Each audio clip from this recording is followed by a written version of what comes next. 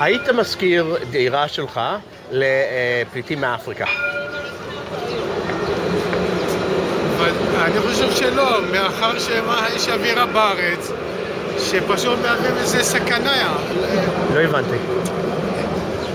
פשוט מאוד לא הייתי כל כך מוכן. למה? לא הבנתי הסכנה. כי הסכנה נובעת מכך, ההתנהגות שלהם, פשוט מאוד האווירה שיש סביבם. וכשהם לא עובדים והם מבוטלים, אז פשוט מאוד הם מוצאים את הדברים שלהם לדברים של גנבות ואיזה התפרצויות והטרדות למרות שאין לי שום קשר איתם, אני לא כל כך מכיר אותם. אז אתה לא, אין לך, כאילו זה לא קרה לך משהו כזה? לא, אף פעם לא יצא לי, אני רואה אותם מדי פעם בתחנה מרכזית או משהו, לפעמים, גם אני לא נוטה להגיע לשם. אבל בסך הכל המדינה שלנו מדינה יהודית, מדינה קטנה, גם ככה מוקפת באויבים. ובאיזה שלב, כמו שקורה באירופה, שבסוף המיעוטים האלה הולכים ומתעצמים, מחפשים להם זהות, ופשוט מאוד רוצים את הזכויות שלהם, הילדים שלהם, הנכדים שלהם, ואז מתחיל להתפתח מצב כזה, שהם מין איזה גיס חמישי שהם מהווים סכנה.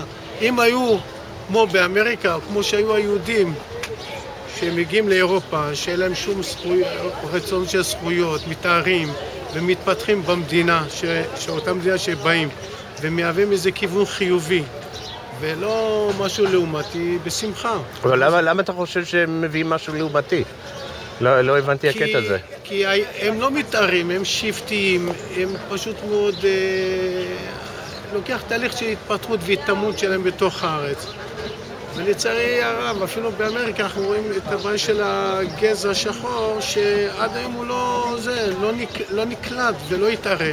עד היום יש את המתחים הגזעיים כאן. אבל מצב בארץ הוא מצב מאוד ייחודי, שזו מדינה שנלחמת על חייה. אבל אין מה לעשות, מה אפשר לעשות? הלוואי והיינו מדינה ענקית וגדולה, היינו יכולים להכיל אותם, אבל אי אפשר. זה הבעיה. אתה באמת חושב ככה? כי אני רואה אותם עובדים ובכל בלי בעיה. אני גר באזור תחנה מרכזית, ואני לא ראיתי אף פעם דבר כזה, באמת. כולם מדברים על זה, אני לא ראיתי.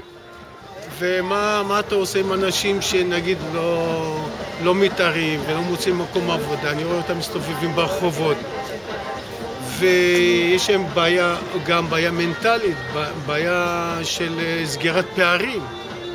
אז כל הדברים האלה מביא לתסכולים ולנחיתות ודבר כזה, שמרגישים שלא חלק מהזה, אז מוצאים את הפורקן שלהם בדברים לא חיובים.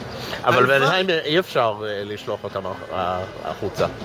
חוקית, זה כאילו בלתי אפשרי. אני יודע, אבל כאן יש את העניין של ההיגיון, מה אנחנו רוצים בסופו של דבר.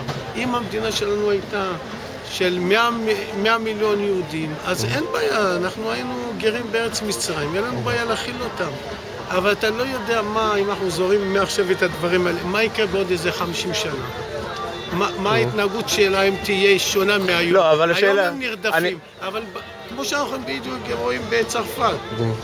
ותראה איזה דברים התפתחו של דאעש ודברים כאלה חמורים. אני בטוח שעם ישראל לא עם גזעני, אבל אין מה לעשות. אנחנו כל כך מוקפים, ומתחילים גם להתפתח מתחים פנימיים. אבל השאלה שלי זה אחרת. אם אי אפשר לשלוח אותם מהארץ, והם פה, אז למה לא להיות נחמדים? ברור, אין ספק.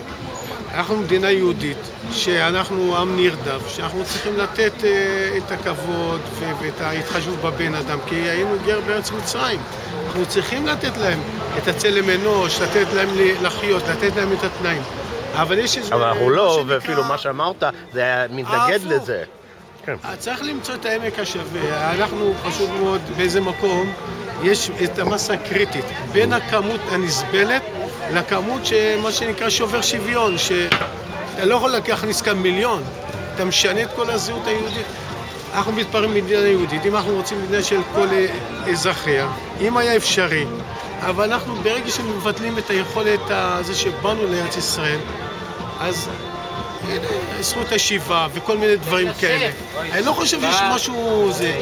המינים נובעים מה יהיה אחר כך, זה כל העניין הזה, בראייה של עוד 50 שנה. אז אני מקווה שאם אפשר לקלוט אותם בכמות הנוכחית ויהוו איזה גורם חיובי, כמו שקלטנו את הווייטנאמים שהיה אז בזמנו משהו טוב, אדרבה. אבל אם יהיה משהו כמו באירופה, אז מה אנחנו היום דואגים להם ואכפת לנו? איך אנחנו נסתכל בעוד איזה 20 שנה, שתהיה בעיה לאומית, שהילדים והנכדים ירצו את הזכויות שלהם. נגיד, אנחנו נולדנו בארץ, אפשר עוד להילחם מול הטענה הזאת? אז שבת שלום ובהצלחה. למה לישראלים יש בעיה עם אפריקאים? אפריקאים. לישראלים יש בעיה עם אפריקאים? זה מה שהיא טוענת, כן. אז זה חדש? זה חדש לך? כן. אני חושב שהיא מניחה את היא מדברת על מה שקורה בדרום תל אביב, עם אפריקאים שבאים פליטים. אבל אני לא חושבת שזה בעיה ספציפית עם אפריקאים, אני חושבת שזה יותר בעיה עם עובדים זרים, זה לא משנה מאיפה. זה יותר בעיה עם עובדים זרים שכביכול עושים, אתה יודע... הם במקרה אפריקאים. אצלנו במקרה הם אפריקאים, ובמדינות אחרות הם יהיו אחרים, אבל יש פה גם עובדים זרים מאוד מדינות ומקומות. ואת חושבת, אוקיי, מה הבעיה עם העובדים זרים? כן. לפי דעתך. לפי דעתי? כן. אני חושבת שיש אנשים אולי שיש להם אולי איזושהי בעיה מבחינת שגם ככה בקושי יש מקומות עבודה ובקושי יש דירות לגור כאן, במיוחד בתל אביב.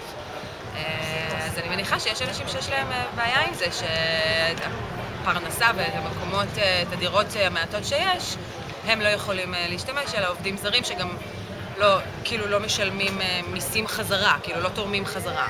אז אני מניחה שזאת הבעיה בכל העולם עם עובדים זרים, לא רק ישראלים, יהודים. כן. וככה אני מפרשת את זה. Do you think Israel has a problem with non-Jewish Africans? את חושבת שיש לישראל בעיה עם אפריקאים לא יהודים, כי לא אתיופים שבאו, אבל האפריקאים כאילו... הפליטים. הפליטים, כן. בדיוק על זה דיברנו כרגע. אז נו, אפשר... שאני חושבת שכן. אז למה?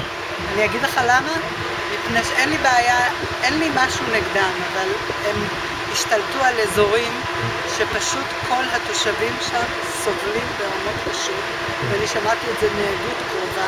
הייתה לי אחיינית שהייתה גרה שם בסחירות, היה לה המון... תני דוגמה, כאילו, מה זה, איך סובלו? כי אני גם גר בדרום העיר ואני לא סובל, ממש לא. היא הייתה גרה אוקיי, גם אני. ושבעה באמצע הלילה, כן, זה היה לפני אוקיי, נו, מה? ומישהו רדפו אחריה, גנבו לה את הטלפון. באמת? וואו. כן, והיא בחורה צעירה. אז אני חושבת שאם כבר הביאו אותם, לא להטמיע אותם בתוכנו. למצוא להם מקום אחר. אם אותם צריך לתת להם עבודה, אוכל, כסף. זהו. אתם חושבים שיש לישראלים בעיה עם אפריקאים? עם אפריקה? אפריקאים, שחורים. ממש לא. אוקיי? למה אתה חושב ככה?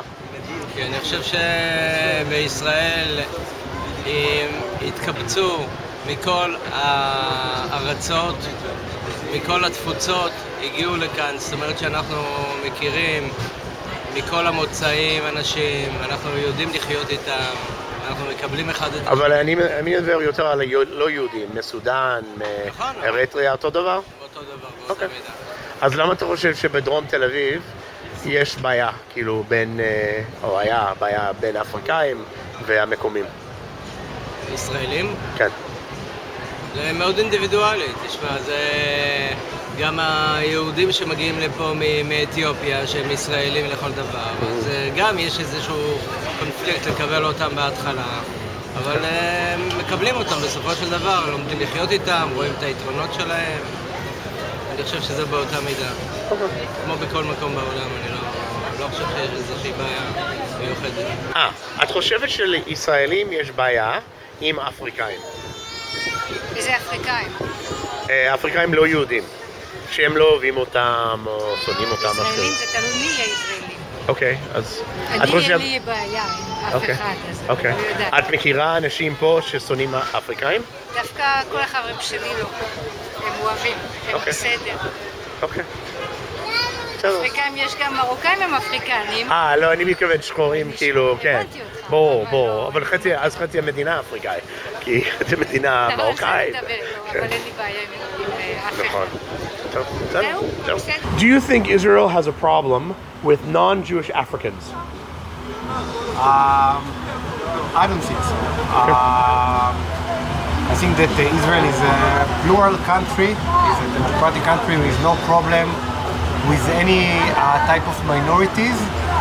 However, with the, if you are referring to the immigrants or I don't know, refugees who came from Africa, then That's I what guess she's referring to. yeah. So Yeah. this, I think that Israel needs to digest how to cope with this problem.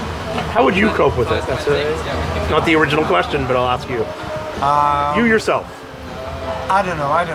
I think the state should invest huge efforts in understanding and making clear whether these are really immigrants or refugees or people who just look for work and had this opportunity in Egypt, for example, and decided to come for a better and more convenient future. So I think this is the question. I think that Israel needs to invest efforts in understanding that before taking any action. Does anyone else want to say something? I think they don't have a policy yet. No, they Israel don't. government doesn't have a policy yet, so they do everything they can to manage the problem. But I think Europe has, some states in Europe has a defined policy to absorb them or to move them along. Or in Israel, it's still not. Decided. Yeah. What she's reacting to, because I know she sent me the question, is the videos of people going through Shkunot HaTikva and the southern neighborhoods, and like demanding that they be thrown out, and harassing them and beating them up, things like that. Basically, it's simple people that are reacting to an inconvenience in their neighborhood, and you can understand them, but you wouldn't react the same way. Yeah, But- on the one hand, that these are people who are looking for freedom and a better life for them. But on the flip side, there are people who are living there in these southern neighborhoods, and which their life become tougher and more miserable. How? Because I think that when the African We have a lot of complaints African of people, they 8 don't to have- 10 people living in one 2-room apartment next to them and stuff like that. I think they are not employed, so I guess they are a little bit more bored. So they, I guess they involve in Sanitary violent, stuff, yes. violent I think activities. part of the Africans brought some violence and crimes, and that's why all the civilians in those neighborhoods feel unsafe over there. So I can understand that the feeling of the neighborhood, because here in the center of Tel Aviv you don't feel this violence or they don't feel unquiet, but I think that the civilians feel it, and unfortunately part of the Africans brought it. Maybe because they are disappointed of the situation. Maybe because the government did not invest efforts to help them. But the reality is that the civilians feel unsafe. So you have, you have to seek for a solution that will integrate both sides' interests. Do any of you live in South Tel Aviv? Okay. That's the question. Do you think Israelis have a problem with Africans who are not Jewish? I think that Tel Aviv is full of Africans from Eritrea Sudan. and Sudan, and there used to come plenty of them, but now it's more, I don't think, maybe 10 a month or so, so Okay. it's not so bad as it used to be. Okay. But, But do you think Israelis hate them or have a problem because they're black, because they're African? They have problems not because they're black, because they're illegal. They are raping women, stealing, and they do a lot of damage to the community in the south of Tel Aviv. And also, they don't have where to live. So they live in the streets, and it's a big problem because what will be the future with them? What is the future? What is the solution for their existence in Israel? They are not Jewish, they are not legal, they don't have, many of them don't have passports. For the refugees, they're people who need help. Yeah, Yes, they need help, but refugees. Israel is a very small country with lots of problems. They were not invited here. They were not, they just came. But shouldn't we of all people, shouldn't we know what it's like to be a refugee? Of course we know, but it has to be organized. I mean, the amount of the Africans that came here are too much for Israel to observe, to take care. It's a small country. You know, United houses- States the is houses the are very expensive. Living, cost of living is very high and very difficult for even for Israelis that work and have families and salaries. For young people, it's very difficult to start life here. So what about people who are not legal, don't know the language, work only very low, very basic jobs like washing dishes and taking care of children, and it's a big problem. I don't think Israelis hate them because, let's say, many of the Israelis can't survive without them. In a way, they almost 10 years they do all these jobs that nobody really does. But it's still a big problem. It's a problem for the future, for the long run. You know, America is a democratic country, what they call the democratic country in the world. They're not welcome everybody. You know what you have to go to have a green card, immigrations, you know, they put you now to a hell. But is America the standard? Is that what And we America want? is a huge country, and she can collect many people. And they have the border with Mexico, and now they're having a war in Mexico and a lot of obstacles. They don't let people in. So country like Israel is so tiny, you know, cannot collect so many people. Cannot observe all these people. I mean, mostly living. Where will they live? What apartments do they have? And it's a big problem. Migration is a big problem all over the world. I think Europe is lost. You can see it. Europe is just in a way lost.